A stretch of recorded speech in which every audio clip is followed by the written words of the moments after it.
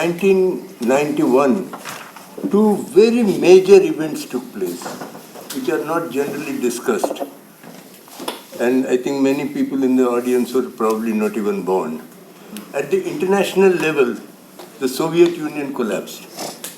Now, when it collapsed, the United States and the collective West thought it is their greatest opportunity and went and created things like WTO, etc., and the World Bank, IMF were very aggressive. The WTO was basically for opening up third world countries' markets. Today, they themselves want protectionism, so the WTO has collapsed, or it's been put to rest. In India, what happened was that we signed the instruments of surrender. The instruments of surrender were signed in the form of structural adjustment loan conditionalities. So all your decision-making processes were now no longer autonomous. They were now to be something else. The proof of that is very clear.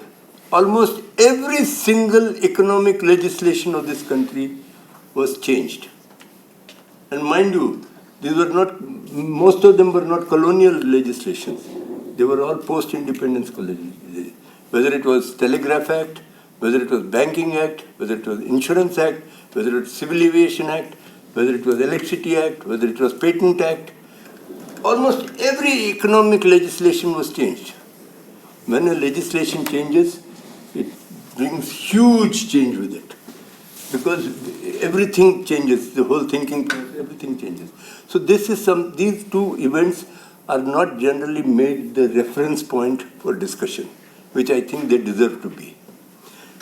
You can imagine what kind of enthusiasm the government of India came up with. I just quote one paragraph from the Ministry of Power, 15th January 1994. I wish Mr. Ajay Shankar was here. As such, private investors have been allowed entry into power sector not for exploitation of the country, but to rescue the country out of quagmire of resource crunch, dangerously threatening to paralyze the power sector and consequently the country. If the private sector was not allowed to come in the power industry to take generation, this country would plunge itself with certainty into an abyss of distress and misfortune which one can shudder to imagine. This is the Government of India document, not some... this is the hyperbole to which the shift took place. I just gave it as an example. Of course, as a result of this rubbish came the Enron. Enron came and went and nothing more came into the generation. No, I want to draw attention to a law which I think is now on the table, which is going to radically change the electrical power industry. Radically change, and it's going to affect every single human being living in this country. So permit me to take a couple of minutes on that. This is the Electricity Amendment Act of 2022. It's an amendment act of an existing bill, but it's going to radically change. Why it's going to radically change, let me tell you very briefly, because there's very limited time. See, electricity by definition is a capital-intensive industry, because it's a secondary power, secondary energy. By definition, it's capital-intensive. And by definition, and particularly now, it's a fundamental requirement. The days are gone when it was optional. Today, every rickshaw puller has a mobile phone which needs electricity. You can't go to a doctor and get a prescription. He'll put 20 gadgets on you before he can decide what's wrong with you. It needs electricity. Every damn thing needs electricity. It's a fundamental requirement. And people don't have purchasing capacity. So you have to balance between the capital-intensive nature of the business and the inability of the people to pay. Now, this balance was struck in 1948 Act. In the 1948 Act, the Act prescribed that the state governments can do what it likes, give subsidies, do whatever, but they must ensure 3% rate of return to the electricity board. This is a balancing act. But what happened? All states violated this law. And the Planning Commission quantified this violation and put it every year. There used to be a table. which said, had the law been obeyed, what would have been the realization? So then the 2003 Act thought that, okay, let me correct this situation. They prescribed that all the government payments must be done in advance.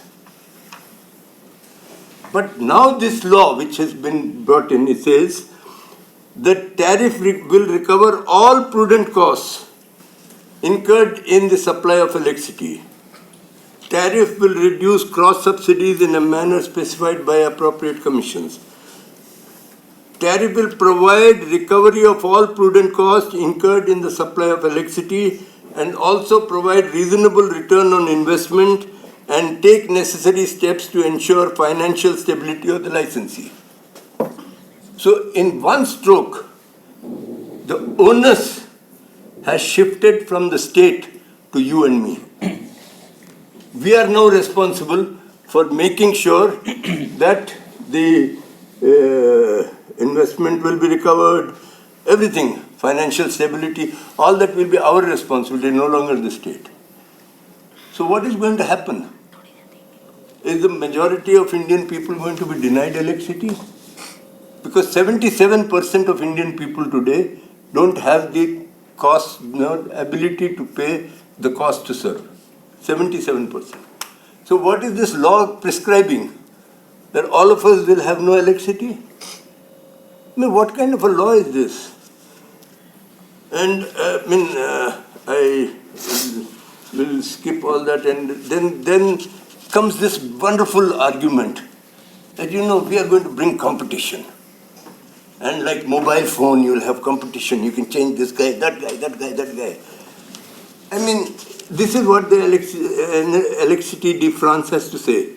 It says modern economic theory tells us that competition is more difficult to introduce in network infrastructure than in other industries, and more difficult in electricity than in that is another network. We also know that competition does not streamline regulation, but makes it, on the contrary, more complex and burdensome.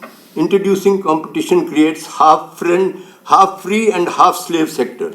Marginally, the idea beyond our discussion about privatization and competition may be to open the public power sector of developing countries to foreign operators' expertise and capital.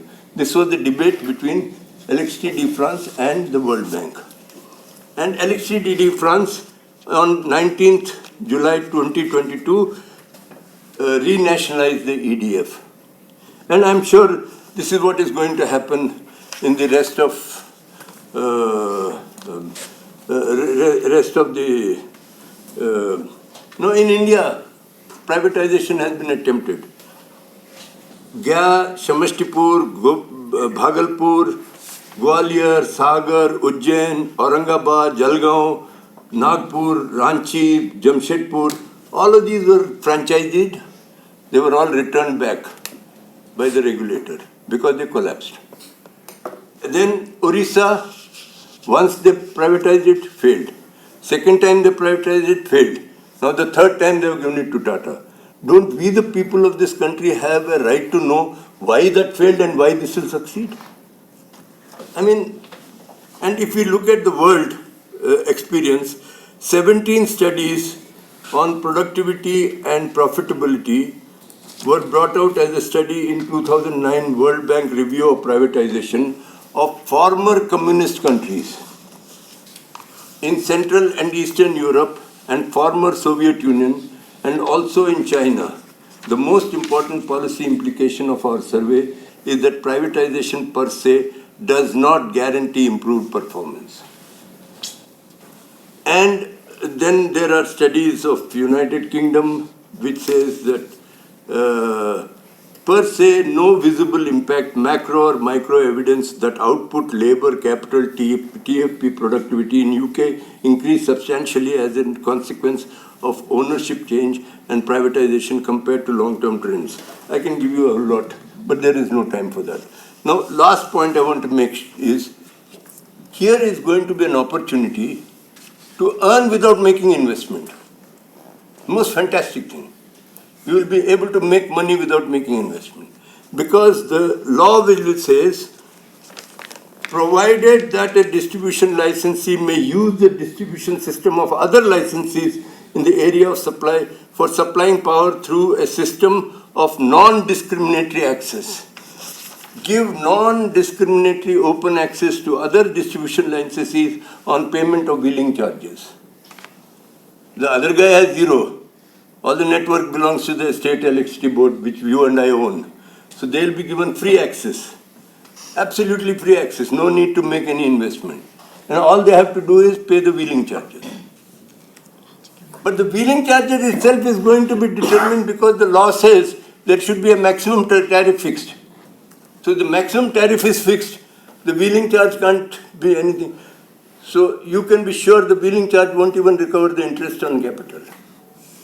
So without making any investment, you can have bonanza. And be sure the day this is done, there will be thousands. And the state has no role because distribution license can be given without any consideration. If I want to get a distribution license in Tamil Nadu, all I have to do is make an application for Karnataka, Andhra and Tamil Nadu, and Stalin can go suck his thumb because the Central Electricity Authority will give me the license. Central Electricity Commission. So Stalin can go suck his thumb. And if I don't want to follow that route, then all I have to do is go and make an application in Tamil Nadu and just sit quiet, make sure that they don't take a decision, and then it will be deemed approval. So a whole license will be given to you without any parameters, without any consideration. I mean, what are we talking about? So that's about that. Now coming back, how many minutes do I have? For 3 minutes. 3 minutes, oh goodness, I've used it all for the electricity industry. But let me just very quickly in 3 minutes tell you about public sector. First and foremost, it's a wrong understanding that public sector is equivalent to public ownership of shares. It is not. It is an instrument of intervention.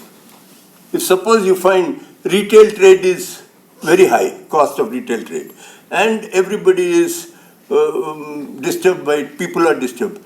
Politically, you don't want to nationalize the retail trade. So what do? You say, I'll put a super bazaar in between you.